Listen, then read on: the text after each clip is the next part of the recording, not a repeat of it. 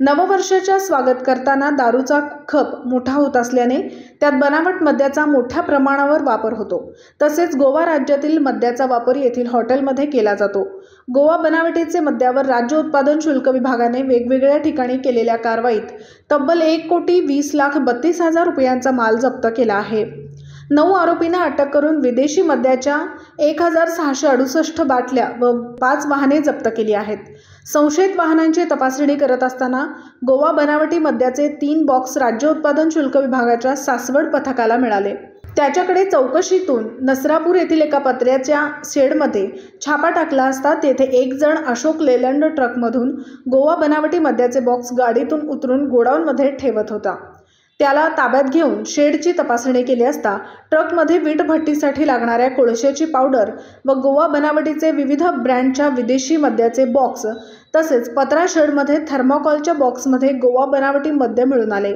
हे मद्य थर्मोकॉलच्या बॉक्समध्ये पॅकिंग करून फ्रूट पल्पच्या नावाखाली गुजरात व इतरत्र पाठविण्यासाठी पॅकिंग केलेले जात असल्याचे आढळून आले।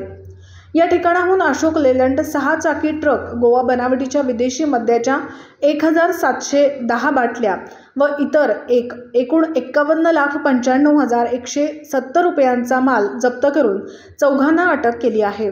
दुसरी कारवाई निगडी येथील पवळे पुलाखाली भक्तिशक्ती चौक येथे करण्यात आली।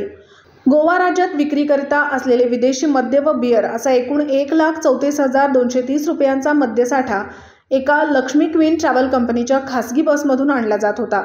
बस चालकाला ताब्यात घेऊन हा साठा जप्त करण्यात आला। हा मद्यसाठा खडकी औंध रोडवरील खडकी स्टेशन जवळ वितरित करण्यात येणार होता। त्या ठिकाणी जाऊन मद्यासह 5 आरोपींना ताब्यात घेण्यात आले।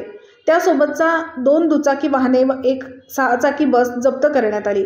या ठिकाणी विदेशी दारूच्या 126 बाटल्या, बडवायझर बियरच्या 24 बाटल्या असा एकूण 68,37,730 रुपयांचा माल जप्त करण्यात आला आहे।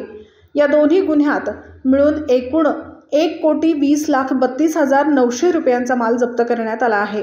यात एकूण 9 आरोपींना अटक करण्यात आली आहे।